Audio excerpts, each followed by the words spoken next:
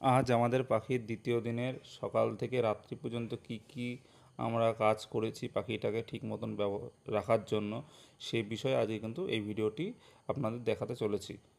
আজকে দেখুন আমরা কিন্তু প্রথমে খাবার দিচ্ছি। খাবার কিন্তু বন্ধুরা আপনারা একটা নির্দিষ্ট পরিমাণ যে ফিডটুকু পাখি একদিনে খেতে পারবে সেরকমভাবেই কিন্তু আমরা দিচ্ছি, যাতে পরের দিন আবার নতুন করে ফ্রেশ ফিড পাই।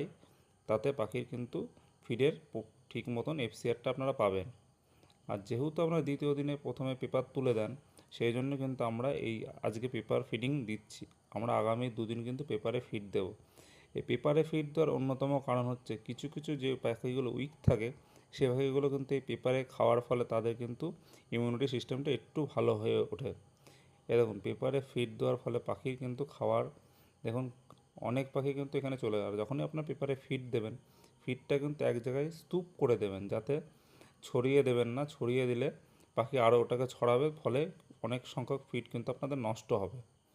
এই জন্য কিন্তু ফিডটা যথেষ্ট পারবেন একটু জড়ো করে দেবেন, তাতে পাখি ফিড খাবে ভালোভাবে।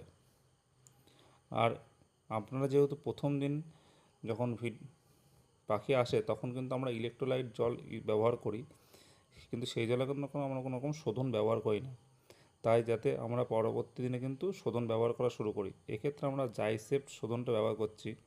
প্রতি 10 লিটার জল 1 ml করে আমরা কিন্তু ব্যবহার করছি। শোধন দেওয়ার কিন্তু বন্ধুরা অবশ্যই খুবই প্রয়োজনীয় জিনিস। কেন, শোধন যদি আপনারা ঠিকমতো ব্যবহার না করেন তাহলে কিন্তু পরবর্তীকালে আপনার পাখির মধ্যে ইকোলাই ব্যাকটেরিয়ার আবির্ভাব হবে জল ঠিকমতো শোধন না করলে।